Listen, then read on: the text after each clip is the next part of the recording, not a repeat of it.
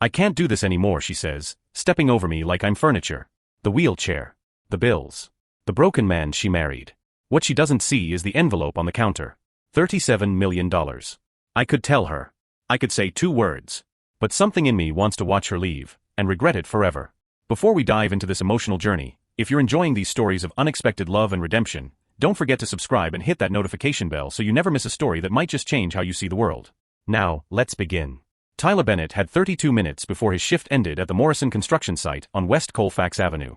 He wiped concrete dust from his phone screen and read the email again. Regarding the estate of Douglas Bennett. Please contact our office immediately. Time-sensitive matter. $37 million. His hands shook. Uncle Doug. The man who raised him after his parents died in that fire when he was 8.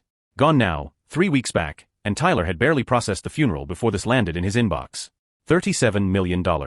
Tyler stood 6'2", shoulders built from a decade of hauling rebar and pouring foundations. His brown hair stuck up where his hard hat had pressed it flat. Green eyes scanned the email one more time. He wore a bright yellow safety vest over a faded blue Henley, work boots caked in mud. He'd planned this moment for weeks. The inheritance would change everything. Nicole could quit her job at that department store where the manager treated her like dirt. They could travel. Buy a house.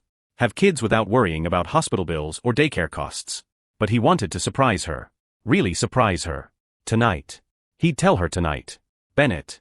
You daydreaming or working? His foreman's voice cut through the afternoon wind. Working, boss.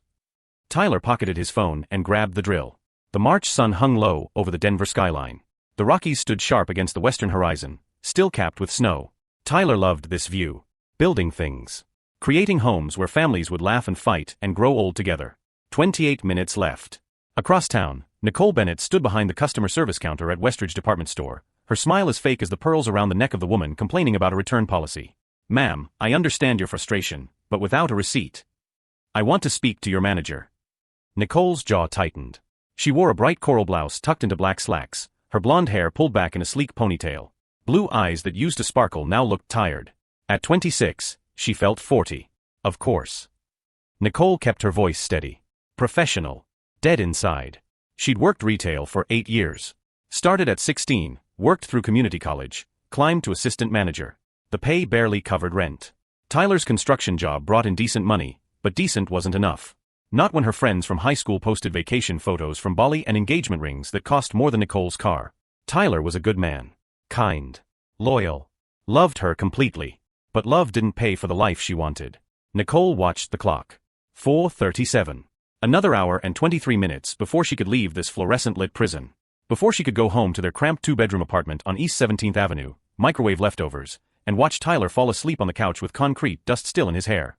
She loved him. God, she loved him. But was love enough? The woman with fake pearls was still yelling. Nicole's manager, a balding man named Jeffrey who smelled like coffee and desperation, took over the conversation. Nicole stepped back. Breathed. Her phone buzzed. Tyler, can't wait to see you tonight. I have a surprise. Nicole's stomach twisted. Tyler's surprises were usually thoughtful and cheap. Flowers from the gas station. A home-cooked dinner. Once, he'd written her a poem. She'd cried because it was beautiful and because she felt like a monster for wishing it was a diamond bracelet instead. Nicole, can't wait. Love you. She meant it.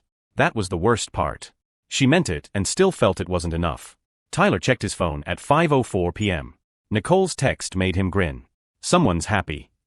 Kevin, his coworker, a stocky guy with red hair and a beard, slapped Tyler's shoulder. Hot date. Something like that. You and Nicole doing okay? Haven't seen you guys at poker night in weeks. Tyler hesitated. Nicole had been distant lately. Quiet. She came home from work exhausted, scrolled through her phone for hours, barely talked. When they did talk, she seemed somewhere else. Somewhere he couldn't reach. But tonight would fix that. $37 million fixed a lot of problems. We're good, Tyler said. Really good. Kevin nodded, unconvinced, but didn't push. The site supervisor called everyone over for the final safety meeting. Standard procedure. Check your gear. Watch your footing. 5th floor scaffolding can be unstable. Tyler barely listened. He mentally rehearsed his speech. How he'd cook Nicole's favorite pasta. Pour her wine. Sit her down. Tell her about Uncle Doug's will. Watch her face light up. Watch all that stress melt away. They'd be okay. Better than okay. All right, wrap it up. The supervisor waved them off. Tyler headed toward the scaffolding elevator. 5 floors down, then home. Then the rest of his life would begin. He stepped onto the platform. Hit the button. The cable made a sound. A grinding metallic screech that Tyler's brain registered half a second too late. Then the world dropped. Nicole's phone rang at 5:47 p.m. Unknown number. She almost didn't answer. But something in her chest tightened. Hello. Is this Nicole Bennett? Yes. This is Denver General Hospital. Your husband, Tyler Bennett, has been in an accident. You need to come immediately. The phone slipped. Nicole caught it. Her heartbeat filled her ears like drums. What happened? Is he okay? Ma'am, please come to the emergency room. We'll have a doctor speak with you. The line went dead. Nicole's hands wouldn't stop shaking. She grabbed her purse. Ran. Jeffrey shouted something behind her, but she didn't hear it. The parking lot spun. Her car keys felt slippery. Tyler. Tyler. Tyler. She drove through red lights. Horns blared. She didn't care. Denver General Hospital rose in front of her, white and massive and terrifying. Nicole parked crooked across 2 spaces and ran inside. The smell hit her first. Antiseptic and fear. Tyler Bennett, she gasped at the desk. My husband. Construction accident. Where is he? The nurse checked her computer. Her face stayed neutral. Professional. 3rd floor. Trauma wing. Room 314. Nicole ran. What would you sacrifice for the person you love? Drop a comment below and let me know. And if this story is hitting you hard already, subscribe so you don't miss what happens next. Elevator. 3rd floor. Her heels clicked on linoleum. Room 314. A doctor stood outside. Young. Female. Wearing bright teal scrubs. Her expression told Nicole everything before she opened her mouth. Mrs. Bennett. Where's Tyler? What happened? Your husband fell 5 stories from a construction scaffolding. The impact was severe. We've stabilized him, but there's significant spinal cord damage. The words floated. Nicole couldn't catch them. Couldn't make them mean anything. He's alive. Yes. But Mrs. Bennett, you need to prepare yourself. The injury to his spine. We don't believe he'll walk again. The floor tilted. Can I see him? The doctor nodded. Opened the door. Tyler lay in the hospital bed, tubes and wires running from his body to machines that beeped and hummed. His face was pale. Eyes closed. An oxygen tube crossed his upper lip. His legs lay flat under the white sheet. Still. Too still. Nicole's knees buckled. She caught herself on the doorframe. This was Tyler. Her Tyler. The man who lifted her off her feet when he kissed her. Who carried groceries up 3 flights of stairs without breathing hard. Who built things with his hands. And now those hands lay motionless at his sides. Tyler. Her voice cracked. His eyes opened. Found her. Something in them broke her heart worse than the accident. Hope. He looked at her with hope. Hey, he whispered. Sorry. Messed up your surprise. Nicole moved to his bedside. Took his hand. It felt warm. Alive. But his legs didn't move when she looked at them. Didn't move at all. Don't apologize, she said. Just rest. We'll figure this out. But even as she said it, Nicole felt something inside her crack. Something she didn't want to name. Something that made her hate herself. Tyler squeezed her hand. Love you, he said. Love you too. The machines beeped. Outside the window, Denver glowed in the dusk. Somewhere in their apartment, Tyler's surprise waited. The email about $37 million sat unread on his phone in a plastic bag marked patient belongings. And Nicole stood holding her husband's hand, feeling the weight of forever pressed down on her shoulders, wondering if love was really enough to carry them through this. The next morning, Tyler woke to machines beeping and pain screaming through his back. The hospital room swam into focus. White ceiling tiles. The smell of bleach and something metallic. Morning light filtered through Venetian blinds, casting stripes across the pale green walls. He tried to move his legs. Nothing. His brain sent the signal. Lift your right foot. Bend your knee. Anything. Nothing. Panic crawled up his throat. Tyler's fingers clawed at the sheets, pulling them back. His legs lay there. Intact. Whole. But dead. Like they belonged to someone else. Tyler. Nicole's voice came from the chair beside his bed. He turned his head. She sat curled up in a vinyl chair, still wearing yesterday's coral blouse, now wrinkled. Her blonde hair fell loose around her face. Dark circles shadowed her eyes. She looked like she hadn't slept. I can't feel them, Tyler said. His voice sounded raw. Nicole, I can't feel my legs. She stood. Moved to his bedside. Took his hand. Her palm felt cold. I know. The doctor said, the damage to your spine. Tell me. Tyler's green eyes locked on hers. Tell me what they said. Nicole's throat worked. She looked away. At the machines. At the floor. Anywhere but his face. They said you won't walk again. The injury severed nerves in your lower spine. They can't fix it. The word sat between them like a third person in the room. Heavy. Immovable. Tyler closed his eyes. Saw himself at the construction site. Heard the cable snap. Felt the drop. Then nothing. Just waking up here in this room, in this nightmare. How long have I been here? 18 hours. You had surgery last night. They put rods in your back to stabilize your spine. You were unconscious until an hour ago, but you weren't. You weren't coherent. This is the first time you've really been awake. Tyler opened his eyes. Looked at his wife. Really looked. She stood rigid beside his bed, holding his hand like it was fragile glass. Her blue eyes were red. But something else lived behind the tears. Something that made his chest hurt worse than his broken back. Fear. Not fear for him. Fear of him. Fear of what he'd become. We'll get through this, Tyler said. He needed to believe it. Needed her to believe it. We'll figure it out. Nicole nodded. But the nod came too quick. Too automatic. Yes, she said. Of course. Dr. Patricia Reynolds entered at 7:15 a.m. She wore bright purple scrubs and carried a tablet. Mid-40s, with dark skin and short natural hair, she moved with the efficiency of someone who delivered bad news too many times. Mr. Bennett. Good to see you awake. She checked the monitors. How's your pain level? 1 to 10. 7. Tyler lied. It was a 9. Maybe a 10. But he wanted to sound strong. In control. We'll adjust your medication. Dr. Reynolds pulled up a stool. Sat at eye level. I need to explain what happened and what comes next. Nicole shifted. Her hand slipped from Tyler's. The fall caused a complete spinal cord injury at the T12L1 level, Dr. Reynolds said. That's your lower back. The impact severed the nerves that control everything below that point. Legs. Bladder. Bowels. Sexual function. Tyler heard the words. They bounced off him. Refused to sink in. Physical therapy can help you regain upper body strength, Dr. Reynolds continued. You'll learn to use a wheelchair. Manage daily tasks. Many people with your injury lead full, productive lives. But I won't walk. No. Ever. The likelihood is extremely low. I won't lie to you about that. Tyler looked at Nicole. She stared at the floor. Her arms crossed over her chest. What about work? Tyler asked. I'm a construction worker. I can't. You'll need to explore other options. Disability benefits. Retraining. But that's down the road. Right now, focus on healing. Dr. Reynolds stood. Her hand touched Tyler's shoulder. Brief. Professional. Kind. I know this is overwhelming. We have counselors. Support groups. Resources. You're not alone in this. But Tyler felt alone. Completely alone. Even with Nicole standing 3 feet away. Dr. Reynolds left. The door clicked shut. Silence filled the room like water. Tyler, Nicole started. Don't. His voice came out harder than he meant. Don't say it's going to be okay. Don't tell me it could be worse. Just, don't. Nicole's face crumpled. I wasn't going to say that. Then what? I don't know. Her voice broke. I don't know what to say. Tyler turned his head toward the window. Couldn't stand looking at her face. At the pity and fear and something else he couldn't name. Outside, Denver continued. Cars moved. People walked. The world spun on like nothing happened. Like Tyler Bennett didn't just lose half his body on a Wednesday morning in March.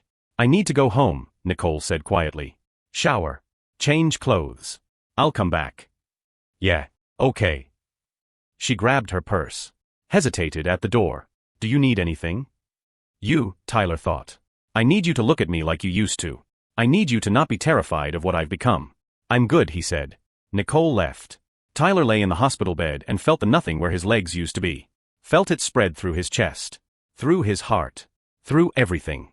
Nicole made it to her car before the tears came.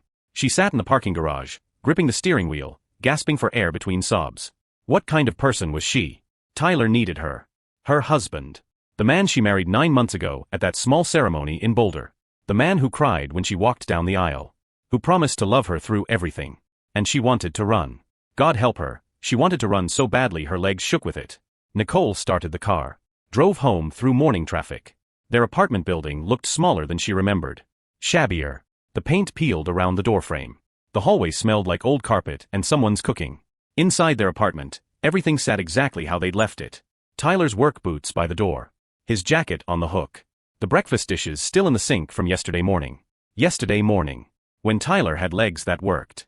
When their biggest problem was money and boredom and wondering if this was all life had to offer. Nicole would take that back now. Take it all back. Just to have Tyler whole again. She walked to their bedroom. Collapsed on the bed. Buried her face in his pillow. It smelled like him. Sawdust and cheap cologne and home. Her phone buzzed. Jeffrey, her manager, where are you? You're scheduled at 9. Nicole stared at the text. Felt laughter bubble up her throat. Hysterical. Bitter. Her husband was paralyzed and her boss wanted her at work. She typed back, family emergency. Need time off. His response came immediately, how much time? How much time did it take to rebuild a life? To learn how to love a man who couldn't walk? To become a caretaker instead of a wife? I don't know, Nicole wrote. I'll let you know. She dropped the phone. Closed her eyes. Tried to sleep. Couldn't. The mail came around 11 a.m. Nicole heard it slide through the slot in their apartment door. Usually, she ignored mail. Bills. Ads. Nothing important. But today she needed distraction. Something to keep her mind from spiraling. She walked to the door. Bent down. Gathered the scattered envelopes. Electric bill. Credit card offer. Something from the Colorado Department of Revenue. And a thick cream-colored envelope addressed to Tyler Bennett. Return address, Whitmore and Associates Legal Services, Boulder, Colorado. Nicole turned it over. Official-looking seal on the back. Heavy paper. Expensive. Probably medical bills already. Or insurance documents. More bad news stacked on top of catastrophe. She tossed it on the kitchen counter with the rest. Couldn't deal with it now. Couldn't process one more thing. Her phone rang. Hospital. Nicole's stomach dropped. Hello. Mrs. Bennett, this is Nurse Crawford from Denver General. Tyler's requesting his phone and some personal items. Would you be able to bring them? Yes. Of course. I'll be there in an hour. Nicole gathered Tyler's things. Phone charger. His favorite sweatshirt. The book on his nightstand he'd been reading. Deodorant. Clean boxers and sweatpants, though he wouldn't need the pants. Not really. The thought made her stomach turn. She grabbed his phone from the dresser where the police had returned it with his other belongings. The screen was cracked from the fall. But it still worked. Notifications covered the screen. Missed calls. Texts. Emails. One email preview caught her eye. Estate of Douglas Bennett. Urgent attention required. Nicole's finger hovered over it. Tyler's uncle. The funeral had been 3 weeks ago. She'd met Doug Bennett exactly twice. Nice old man. Wealthy, Tyler said, but you'd never know it. Drove an old truck. Lived in a cabin outside Boulder. The email was probably about settling affairs. Closing accounts. Nothing that mattered now. Nicole locked the phone. Tucked it in the bag. She looked around their apartment one more time. At the life they'd built. Small. Simple. Barely scraping by. But it was theirs. Was. Past tense. Because the future looked different now. Wheelchair ramps. Medical equipment. Tyler unable to work. Nicole supporting them both on her retail paycheck. The math didn't work. The numbers didn't add up. Have you ever felt trapped by love? When caring for someone means losing yourself. Drop your thoughts below. And hit that subscribe button because this story is about to get even more intense. Nicole grabbed her keys. Drove back to the hospital. Back to Tyler. Back to the slow-motion collapse of everything they'd been. Tyler took his phone with shaking hands. He unlocked it. Saw the email notifications. Nicole sat in the chair beside his bed. She'd showered. Changed into jeans and a bright red sweater. Looked more like herself. But something in her posture stayed closed. Guarded. What are those? Nicole nodded at his phone. Emails. Probably work stuff. Or the guys checking on me. But Tyler knew what they were. The lawyer. His uncle's estate. The $37 million that was supposed to change everything. He should tell her now. Right now. It would fix the fear in her eyes. Give her hope. Prove that being paralyzed didn't mean being helpless. But something stopped him. Something ugly and testing and desperate. If he told her about the money, would she stay because she loved him? Or because $37 million bought a lot of patience? Tyler locked his phone. Set it on the bedside table. Just spam, he said. Nicole nodded. Looked away. They sat in silence. The machines beeped. Outside the room, nurses moved. Carts rolled. Life continued. But inside room 314, two people who promised forever sat drowning in the space between them. Too proud to reach out. Too scared to let go. And on the kitchen counter of their empty apartment, the envelope from Whitmore and Associates Legal Services sat unopened. 37 million reasons to stay. gathering dust beside the unpaid electric bill. Later that evening, Tyler stared at the physical therapist like she'd suggested he climb Mount Everest. You want me to do what? Transfer from the bed to the wheelchair. Rachel Morrison stood beside his hospital bed, hands on her hips. Early 30s, with copper-red hair pulled into a practical braid, wearing bright turquoise scrubs. Athletic build. Freckles across her nose. Green eyes that didn't look away when Tyler glared. I can't move my legs. I know. That's why you'll use your arms. My arms. Your upper body is fine, Mr. Bennett. Strong, actually. You've got construction worker shoulders. Use them. Tyler looked at Nicole. She sat in her usual chair, scrolling through her phone. Hadn't looked up since the therapist arrived. Can we do this tomorrow? Tyler asked. I'm tired. You've been lying in bed for 36 hours. Your muscles are already starting to atrophy. Rachel moved the wheelchair beside his bed. Locked the wheels. The longer you wait, the harder this gets. The harder it gets. Tyler's voice rose. Lady, I'm paralyzed. It doesn't get harder than this. Rachel met his anger with calm. Yes, it does. It gets harder when you can't do anything for yourself. When you need someone to lift you out of bed. Feed you. Bathe you. When you become completely dependent. Tyler flinched. The words hit where she aimed them. Or, Rachel continued, you can start learning how to live with this. How to be independent. Strong. Mobile. Your choice. Nicole's head came up. She watched the exchange with something like curiosity. Tyler gritted his teeth. Fine. Show me. 20 minutes later, Tyler sat in the wheelchair, sweating and shaking. The transfer had taken everything. His arms burned. His back screamed. He'd almost fallen twice. Rachel caught him both times with surprising strength, redirecting his weight, teaching him the mechanics. But he'd done it. Moved from bed to chair on his own. Good, Rachel said. Now back to bed. You're kidding. Repetition builds muscle memory. Again. Tyler wanted to hate her. This pushy woman with her matter-of-fact voice and impossible demands. But something in her approach felt clean. Honest. She didn't pity him. Didn't treat him like broken glass. She treated him like someone who could still fight. By the time Rachel left, Tyler had transferred 4 times. His arms felt like rubber. But pride bloomed in his chest. Small. Fragile. Real. That was good, Nicole said after Rachel left. Tyler looked at his wife. She'd moved closer. Almost smiled. Yeah. You looked strong. I don't feel strong. I know. Nicole's hand reached out. Touched his shoulder. Brief. Tentative. But you were. For a moment, the distance between them closed. Tyler caught her hand. Held it. We're going to be okay, he said. I promise. Nicole's smile wobbled. I want to believe that. Then believe it. But she pulled her hand back. Crossed her arms. The walls went up again. I should go, Nicole said. You need rest. I'll come back tomorrow. You could stay. Tyler. Just tonight. Please. I don't want to be alone. Nicole's face twisted. War played out in her expression. Duty versus desire. Love versus fear. I'll stay until you fall asleep, she compromised. It wasn't enough. But Tyler took it. 2 days passed. Tyler progressed from transfers to wheelchair mobility. Rachel pushed him relentlessly. Down hallways. Through doorways. Teaching him how to navigate a world built for people who walked. Nicole came every day. Brought him clothes. Food from home. Sat beside his bed. But she never stayed long. Always had somewhere to be. Work. Errands. Vague excuses that felt like escape routes. Your wife seems stressed, Rachel said during their 3rd session.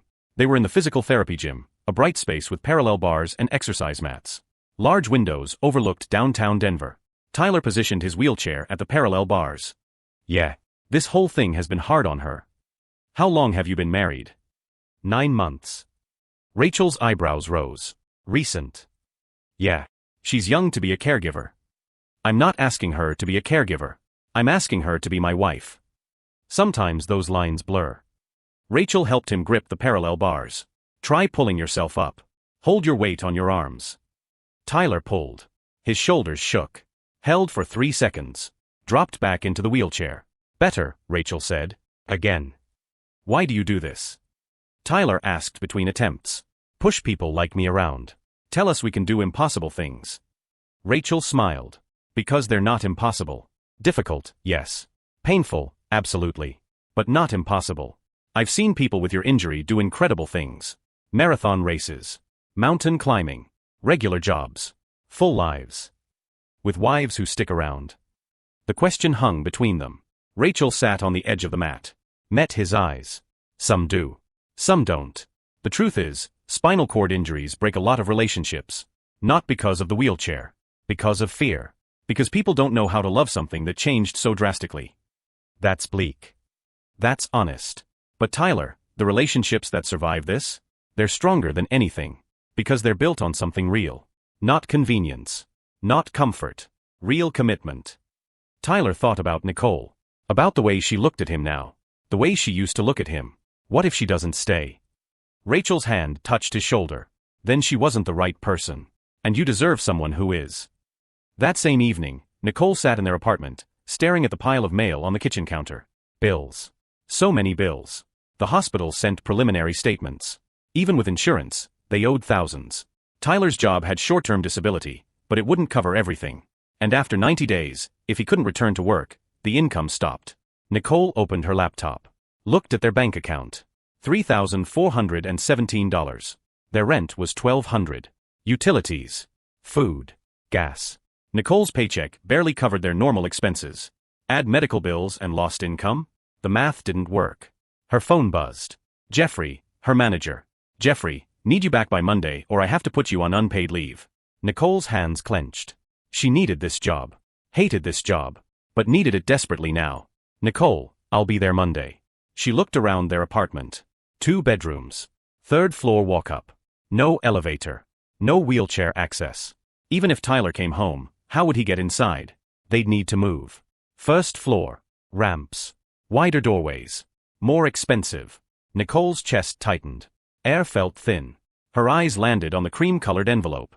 The one from the law firm. Still unopened. She picked it up. Turned it over. Probably funeral expenses.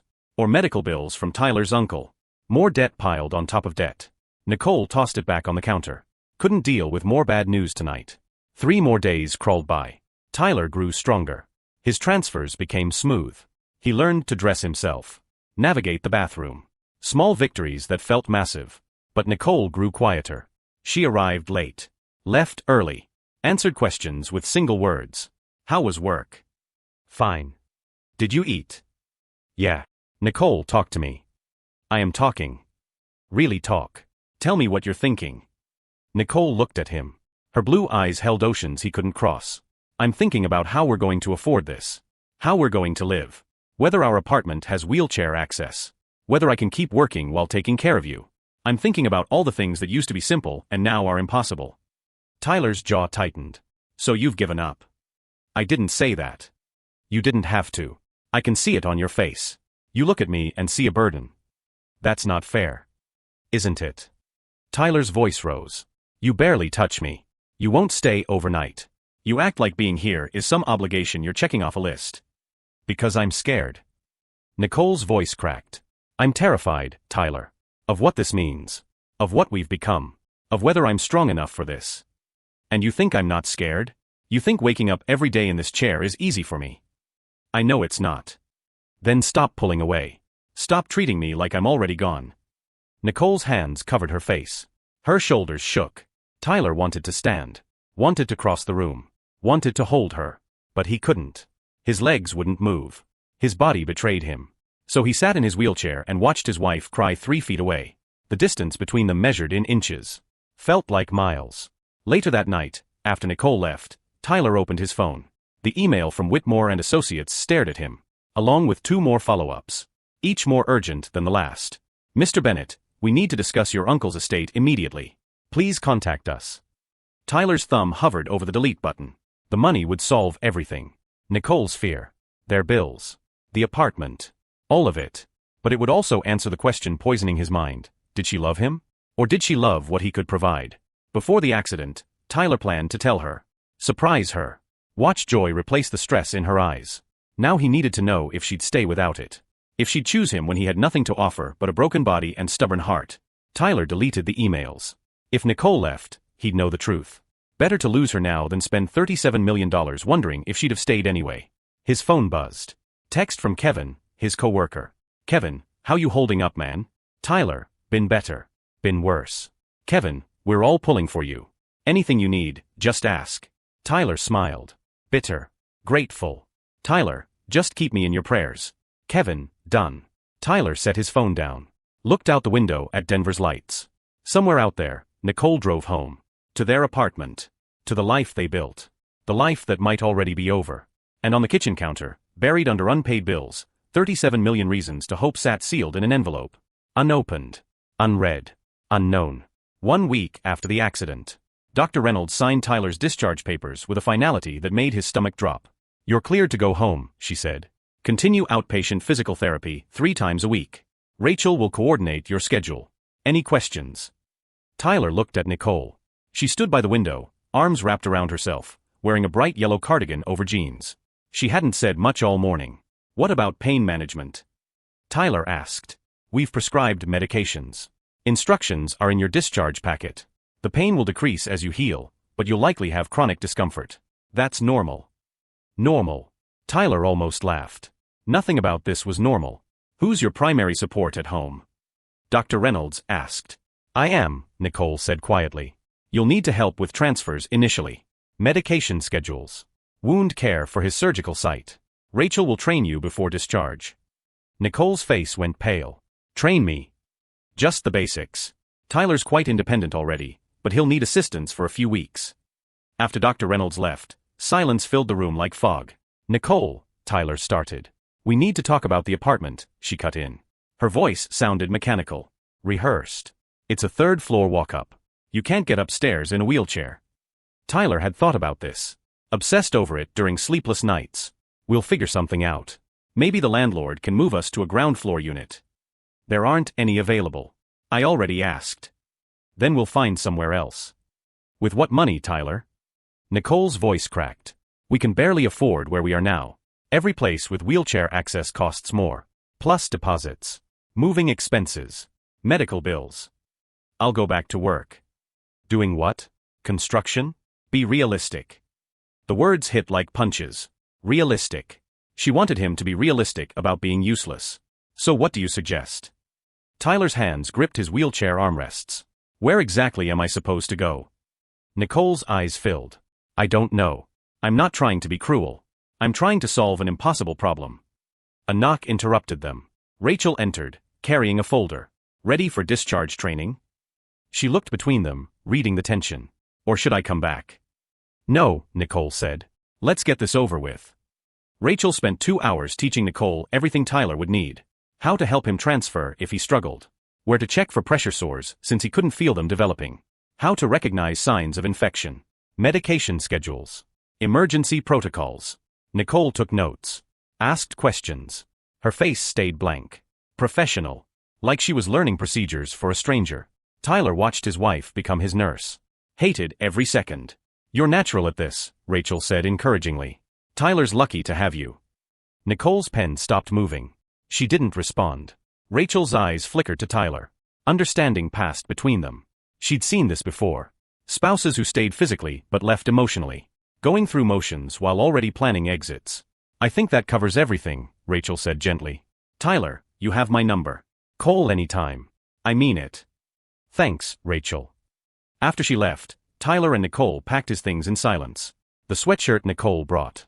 The book he never finished. Get well cards from the construction crew. An orderly arrived with discharge paperwork. You folks have transportation? My car's in the garage, Nicole said.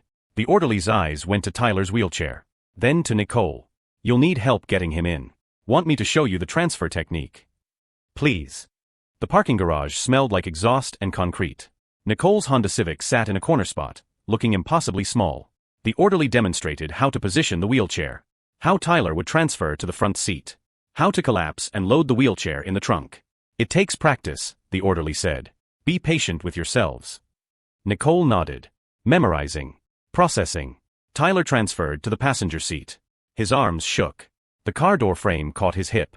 Pain flared. But he made it. Nicole loaded the wheelchair. Her hands fumbled with the release mechanism. The orderly helped. You got this? He asked. Yeah, Nicole lied. We're good. She climbed in the driver's seat. Started the engine. Her hands trembled on the steering wheel. They drove out of the garage into afternoon sunlight. Denver spread before them. The mountains stood sharp against the western sky.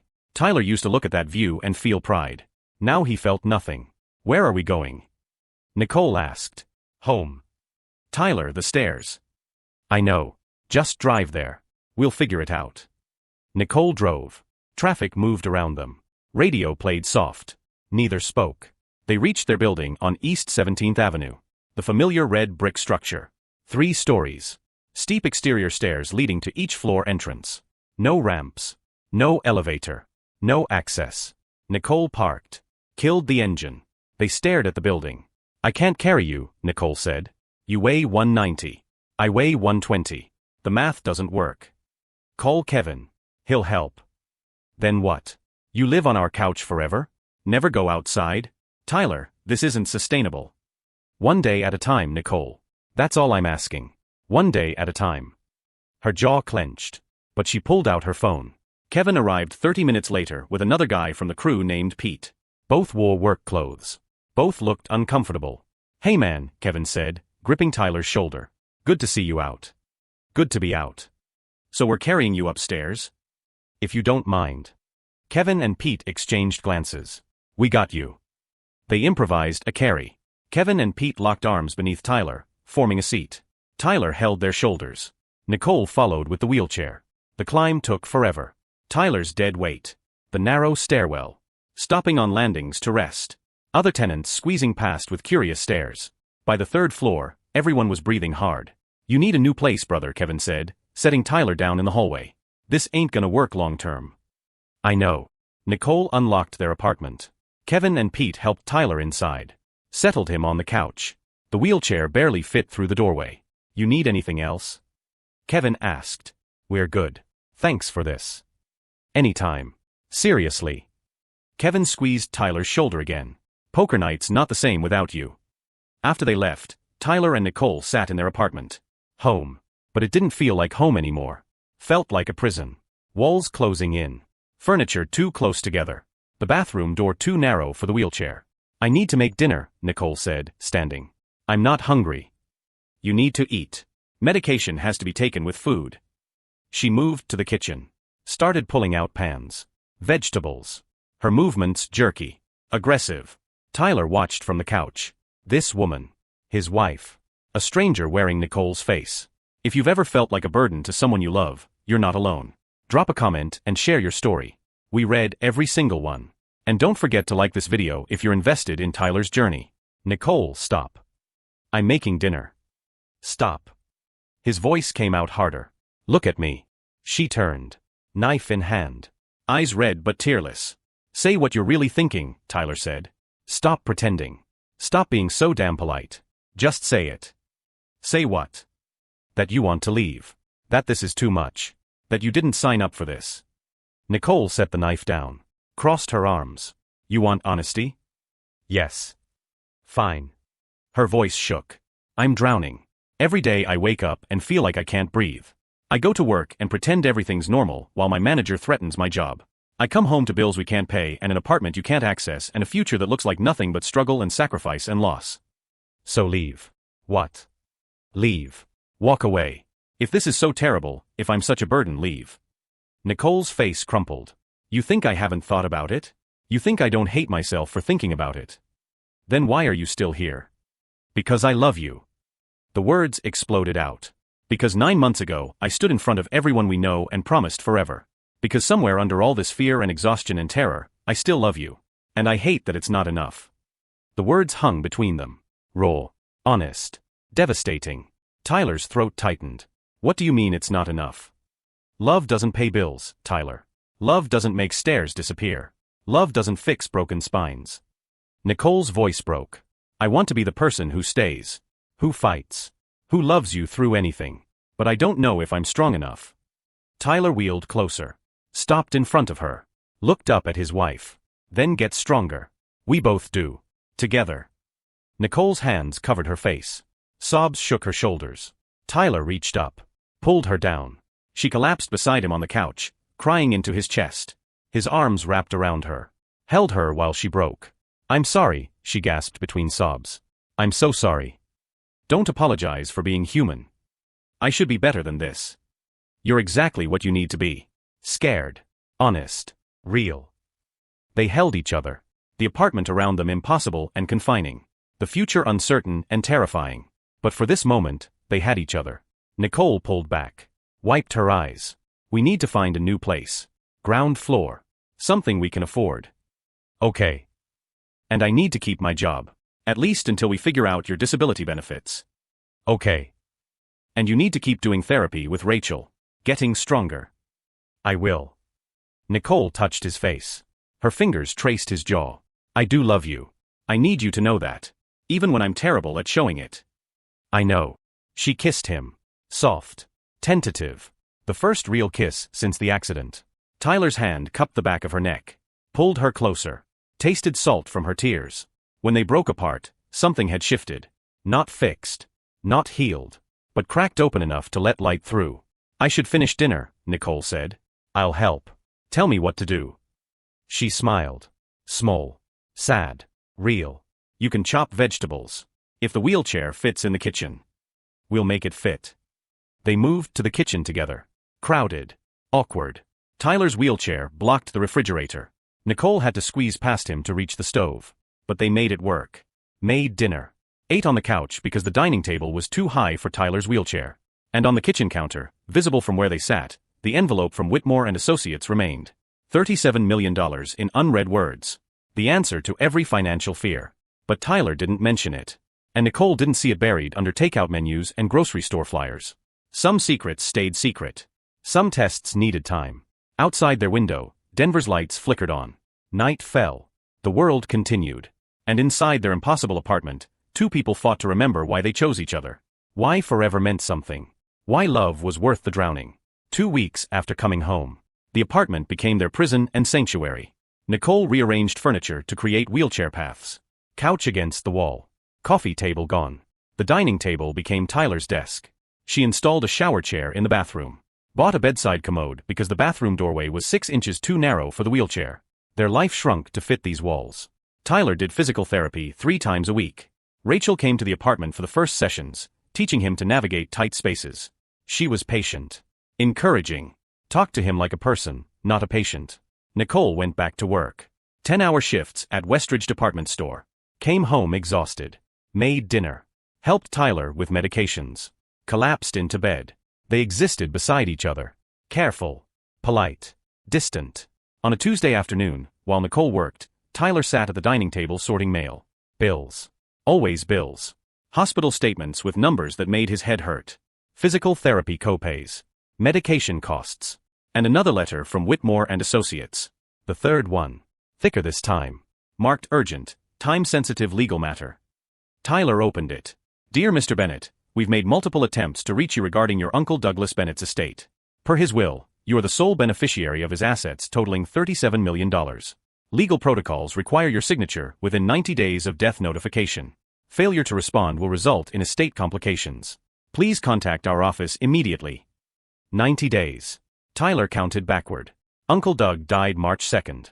Today was March 26th. He had 2 months left. 2 months to decide if Nicole stayed for him or for 37 million reasons. Tyler folded the letter. Tucked it in the drawer of the dining table. Out of sight. His phone buzzed. Rachel. Rachel, session tomorrow at 2 p.m. We're doing wheelchair sports drills. Wear comfortable clothes. Tyler, wheelchair sports. Rachel, basketball. You'll love it. Tyler smiled despite himself. Rachel had this way of pushing him toward life instead of letting him sink into survival. His eyes drifted to the photo on the wall. Him and Nicole on their wedding day. Boulder Courthouse. September 14th, last year. Nicole wore a simple white dress. Tyler wore khakis and a button-down. No fancy ceremony. No expensive reception. Just them and 2 witnesses and vows that felt like forever. Nicole looked so happy in that photo. Eyes bright. Smile genuine. Like Tyler was everything she needed. When did that change? That evening, Nicole came home carrying Chinese takeout. She looked exhausted. Hair falling out of her ponytail. Mascara smudged under her eyes. Rough day. Tyler asked from his position at the dining table. Jeffrey's on my case about taking too many breaks. Like I'm supposed to stand for 10 hours straight without sitting down. She dropped the food on the counter. Kicked off her shoes. How was therapy? Rachel wants to teach me wheelchair basketball tomorrow. That's good. Nicole's voice was flat. Automatic. Nicole, sit down. Eat with me. I need to shower first. 5 minutes. Please. She hesitated, then moved to the table. Opened containers. Fried rice. Orange chicken. Egg rolls. They ate in silence. Tyler watched his wife. Really watched. The tension in her shoulders. The way she pushed food around her plate more than eating it. The distance in her eyes. Tell me about your mom, Tyler said. Nicole's fork stopped. What? Your mom. You never talk about her. I know she died when you were in high school, but you never tell me the story. Why bring this up now? Because we're sitting here like strangers. Because I want to know my wife. Really know her. Nicole set her fork down. Stared at her plate. My mom worked 3 jobs, she said quietly. Waitress. House cleaner.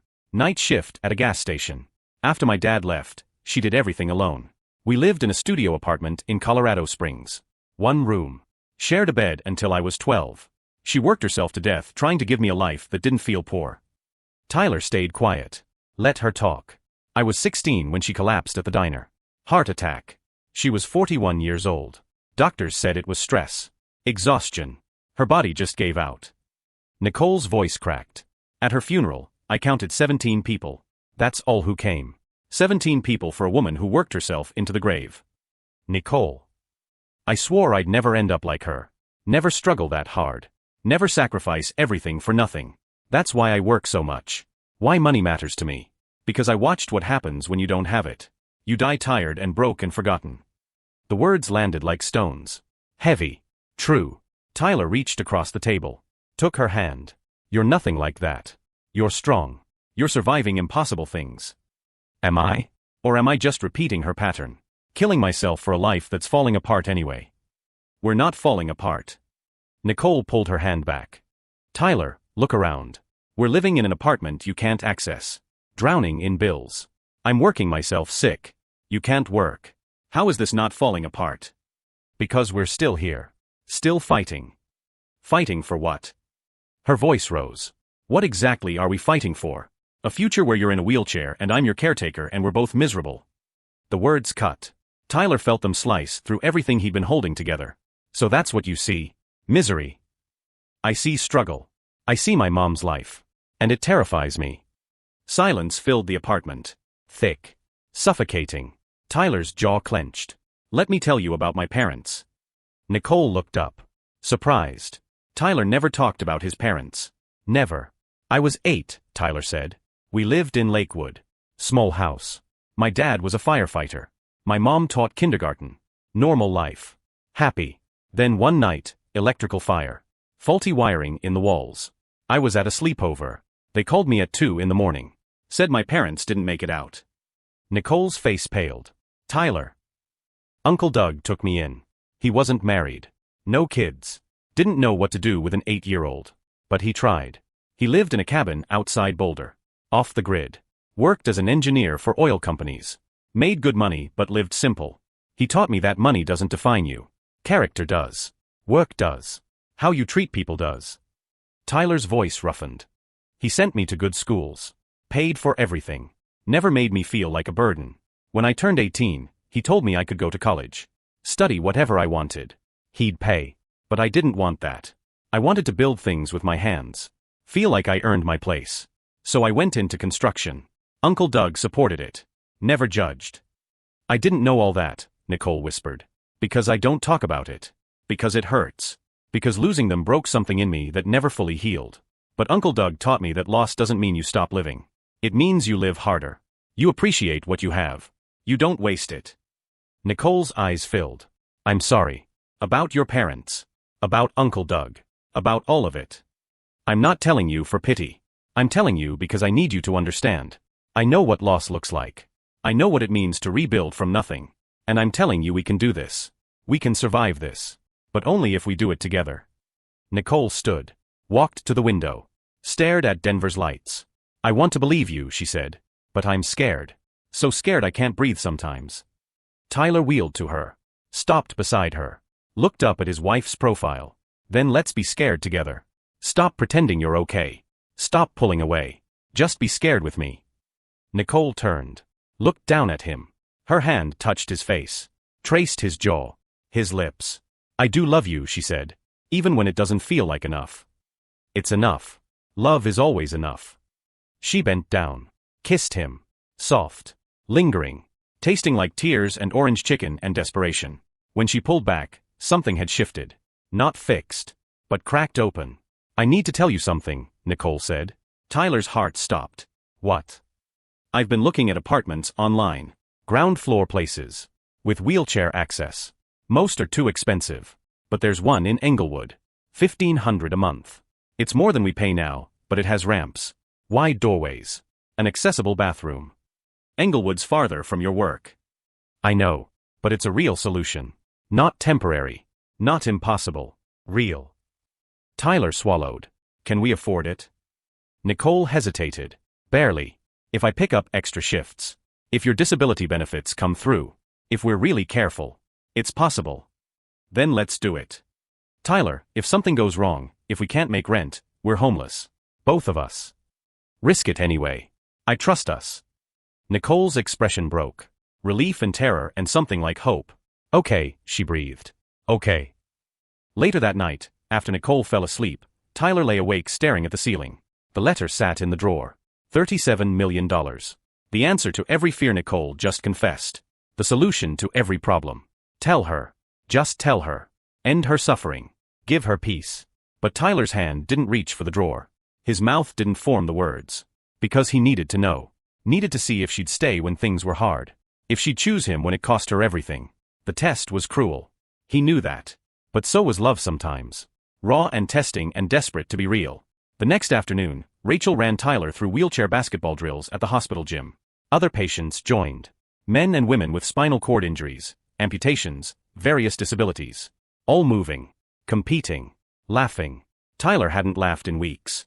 But racing down the court, catching the ball, shooting, missing, trying again, something loosened in his chest. You're good at this, Rachel said during a water break. Natural athlete. I played basketball in high school. Before life got complicated. Something like that. Rachel wiped sweat from her forehead. She wore bright orange athletic shorts and a gray tank top. Practical. Strong. How are things at home? She asked. Complicated. Nicole still struggling? Yeah, we both are. That's normal. These first months are the hardest. Testing every relationship, every assumption, every promise. How do you know if it'll survive? Rachel was quiet for a moment. You don't. But the relationships that make it are usually the ones where both people decide survival is worth the pain. Where they choose each other every day, even when it's hard. Especially when it's hard. What if one person's choosing and the other's just hanging on? Then you wait. Give them time to catch up. Or accept they won't. Either way, you deserve someone who chooses you back. Tyler nodded. Watched the other players. Their wheelchairs moving like extensions of their bodies. Fluid. Confident. Alive. Can I ask you something personal? Tyler said. Sure. Why do you do this? Physical therapy. Pushing people through the worst time of their lives. Rachel smiled. Sad. Knowing. My brother had a spinal cord injury. Diving accident when he was 19. C5, C6 fracture. Quadriplegia. Doctor said he'd never move again below his shoulders. But he fought. Did every therapy session. Pushed himself past every limit. 5 years later, he regained some arm function. Not full, but enough. He got married. Has 2 kids now. Lives independently. That's incredible. It is. But Tyler, the point isn't that he walked again. He didn't. He's still in a wheelchair. The point is he built a life worth living. That's what I want for every patient. Not miracles. Just life. Real, full, worth living life. Tyler's throat tightened. Thank you. For not giving up on me. I never will. That's a promise. That evening, Tyler came home to find Nicole at the dining table surrounded by papers. Apartment listings. Budget spreadsheets. Rental applications. The Englewood place is still available, she said without looking up. I called the landlord. We can see it Saturday. Good. But Tyler, I've been doing the math. Even with my extra shifts and your disability benefits, we're cutting it close. One emergency and we're under. Tyler wheeled to the table. Looked at the numbers. They didn't lie. Barely surviving wasn't surviving at all. His hand touched the drawer. The letter inside. The answer. Tell her. Just tell her. End this suffering. But Tyler pulled his hand back. We'll make it work, he said. Nicole looked at him. Really looked. Her blue eyes searched his face. Tyler, is there something you're not telling me? His heart stopped. What do you mean? I don't know. You've been getting a lot of mail from a law firm. Legal letters. You always put them away without telling me what they say. It's just estate stuff. From Uncle Doug's death. Paperwork. What kind of paperwork? Closing accounts. Legal protocols. Nothing important. Nicole's eyes narrowed. Are we getting sued? Is there debt? No. Nothing like that. I promise. She didn't look convinced. But she didn't push. Okay, she said slowly. But if something's wrong, you need to tell me. We're supposed to be in this together. I know. And we are. The lie sat between them. Heavy. Corrosive. Tyler hated himself for it. But couldn't stop. Not yet. Not until he knew. Outside their window, Denver glowed in the dusk. Spring was coming. The mountains shed their snow.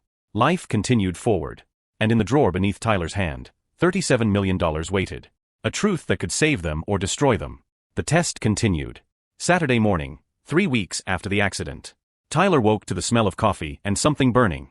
He wheeled into the kitchen to find Nicole standing at the stove, spatula in hand, staring at blackened pancakes. I swear these were golden brown 2 seconds ago, she said. Tyler laughed. Actually laughed. The sound felt foreign in his throat. When did you start making breakfast? When I decided we needed something normal. Something that wasn't medical bills or therapy schedules or crying. Nicole scraped the burnt pancakes into the trash. I'm failing spectacularly. Let me help. You cook from a wheelchair? Watch and learn. Tyler positioned himself at the counter. Walked Nicole through the batter ratio. Where to set the heat. When to flip. His hands measured flour while she cracked eggs. They bumped into each other in the narrow kitchen. Nicole's hip against his shoulder. His wheelchair blocking her path to the sink. This is ridiculous, Nicole said, squeezing past him. This is us. She smiled. Real. Bright. The first genuine smile in weeks. The pancakes came out perfect. They ate at the dining table, syrup dripping, coffee strong, sunlight streaming through the window. We're seeing the apartment at 11, Nicole said. You ready? Ready as I'll get.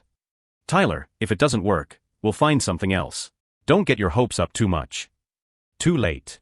The Englewood apartment sat on the ground floor of a small complex off South Broadway. Built in the 80s, maintained decently. The landlord met them outside. Mrs. Patterson, 60-something, gray hair in a practical bob, wearing a bright green tracksuit. You must be the Bennetts, she said, shaking Nicole's hand. Then Tyler's. She didn't stare at the wheelchair. Didn't offer pity. Just treated him normal. Tyler appreciated that. Mrs. Patterson unlocked the door. It's 900 square feet. 2 bedrooms. 1 bathroom. Kitchen small but functional. We installed ramps and widened doorways last year when my husband needed them. He passed 6 months ago, but the modifications stayed. The apartment opened into a living room with beige carpet and white walls. Nothing fancy. But the doorways were wide. The hallways clear. No stairs anywhere. Tyler wheeled through. The kitchen had lowered counters. The bathroom had grab bars and a roll-in shower. The bedroom fit their bed with room for the wheelchair to maneuver. It's perfect, Nicole breathed. Rent's $1,500, Mrs. Patterson said. First and last month, plus security deposit. $4,500 total to move in. Nicole's face fell. We don't have that much saved. When could you have it? Maybe 2 months? If we save everything. Mrs. Patterson studied them. Tyler saw her taking it all in. Young couple. Wheelchair. Desperation. I'll hold it for 6 weeks, she said finally. But you need to give me $500 now as a hold deposit. Non-refundable if you back out. Nicole looked at Tyler. He nodded. We'll take it, Nicole said. They signed papers in Mrs. Patterson's office. A cramped room smelling like lavender and old paper. Tyler wrote the check for $500. Watched their bank account drop to $2,900. Everything they had left in the world. Walking out, Nicole squeezed his shoulder. We did it. We found a place. Now we just have to afford it. Details. She smiled. Teasing. Light. I'll pick up extra shifts. You focus on therapy. Getting stronger. We'll make it work. Tyler wanted to believe her. Wanted to feel the hope she was forcing into her voice. But $4,500 might as well have been $1 million. And in the drawer at home, $37 million sat waiting. The answer she didn't know existed. That afternoon, Tyler had therapy with Rachel. She took him to a park near the hospital. Washington Park, with its wide paths and spring flowers starting to bloom. Outdoor training, Rachel announced. You need to learn wheelchair handling on real terrain, not just flat hospital floors. The park was busy. Families with strollers, joggers, dogs, people living normal lives. Tyler felt exposed, visible. Everyone could see him. The guy in the wheelchair. The broken man. Stop that, Rachel said. Stop what? Thinking everyone's staring. They're not. And if they are, so what? You're allowed to exist in public. Easy for you to say. Actually, it's not. But that's a story for another time. Rachel pointed to a slight incline ahead. Push up that hill. Use your momentum. Don't fight the chair. Tyler pushed. His shoulders burned. The chair slowed. He pushed harder. Made it halfway. Stopped. Arms shaking. Again, Rachel said. I can't. Wrong. You don't want to. There's a difference. Again. Tyler gritted his teeth. Pushed. Focused on the burn. The strain. Made it 3/4 up. Stopped. Better, Rachel said. Once more. All the way this time. Third attempt. Tyler's arms screamed. Sweat dripped into his eyes. But he made it. Reached the top. Stopped. Gasped for air. How do you feel? Rachel asked. Like dying. 4 weeks after the accident. Nicole picked up a double shift on Thursday. Then another on Friday. Her feet ached. Her back hurt. Jeffrey had her covering the jewelry counter, the returns desk, and customer service all at once. But the overtime money went into the envelope taped inside their kitchen cabinet. $4,500 by May 7th. She'd saved $800 so far. $3,700 to go. Tyler did therapy. Got stronger. Started helping with laundry from his chair. Cooked dinner most nights. Made the apartment work despite its limitations. They were managing. Barely. But managing. Friday evening, Nicole came home to find Tyler on the phone. His face was pale. Jaw tight. I understand, he said. Yes. I'll handle it. Goodbye. He hung up. Stared at his phone. Who was that? Nicole asked, dropping her purse. Wrong number. Tyler's voice came out flat. Tyler. It's nothing. How was work? Nicole studied her husband. Something was wrong. She felt it in her gut. But she was too tired to push. Long. I'm taking a shower. She left Tyler in the living room, his phone clutched in his hand, his face carrying secrets. Saturday morning arrived cold and gray. April in Denver, still deciding between winter and spring. Nicole was folding laundry when someone knocked on their door. Heavy. Official.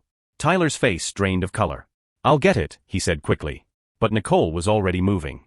She opened the door. A man in a gray suit stood there. Late 50s, carrying a leather briefcase. Behind him, a woman in business attire held a tablet. Nicole Bennett? The man asked. Yes. I'm Robert Whitmore from Whitmore & Associates Legal Services. This is my associate, Jennifer Clark. We're here regarding Tyler Bennett and the estate of Douglas Bennett. Nicole's stomach dropped. Estate. May we come in? This is a matter requiring immediate attention. Nicole stepped back. The lawyers entered. Tyler sat frozen in his wheelchair, face ashen. Tyler. Nicole's voice shook. What's going on? Robert Whitmore set his briefcase on the dining table. Opened it. Pulled out documents. Mr. Bennett, we've attempted to contact you 17 times over the past 4 weeks. Phone calls. Emails. Certified letters. You've ignored every attempt. I've been dealing with medical issues, Tyler said. His voice sounded strangled. We're aware. We're also aware that time is running out. The 90-day legal window for estate claims closes in 3 weeks. If you don't sign these documents, the estate enters probate. Complications arise. Legal fees accumulate. Nicole looked between them. What estate? Tyler, what are they talking about? Robert Whitmore turned to Nicole. His expression shifted. Confusion. Then understanding. Then something like pity. Mrs. Bennett, you're not aware? Aware of what? Your husband inherited his uncle's entire estate. $37 million. Assets. Properties. Investment portfolios. We've been trying to finalize the transfer for a month. The words hung in the air. $37 million. Nicole's ears rang. The apartment tilted. That's not possible, she whispered. I assure you it's very possible. Douglas Bennett was a petroleum engineer who invested wisely. He named Tyler as his sole beneficiary. Robert pulled out documents. Here's the will. The asset breakdown. Bank statements. Property deeds. Nicole's hands took the papers. Her eyes scanned numbers. Account balances. Real estate holdings. Stock portfolios. $37 million. She looked at Tyler. He stared at the floor. How long have you known? Her voice came out barely audible. Tyler didn't answer. Tyler. How long? Since the day of the accident. The floor dropped out from under her. The day of the accident, Nicole repeated. You've known for 4 weeks. Nicole. 4 weeks. While I worked double shifts. While I cried over bills. While I sold my jewelry to buy groceries. While I researched apartments we can't afford. You knew we had $37 million. It's not like that. Then what's it like? Her voice rose. Explain to me what it's like. Because from where I'm standing, my husband lied to me for a month while I destroyed myself trying to keep us afloat. Robert Whitmore cleared his throat. Perhaps we should give you privacy. No. Nicole's voice cut like glass. Stay. Finish your business. Make sure my husband finally does something honest. Jennifer Clark set papers on the table. We need signatures. Identity verification. Tax documents. It'll take an hour. Do it, Nicole said. She walked to the bedroom. Slammed the door. Tyler sat through the signing in a fog. His hand moved. Signed his name. Initialed pages. Answered questions. The lawyers talked. He barely heard them. $37 million, now legally his. Wire transfers would process Monday.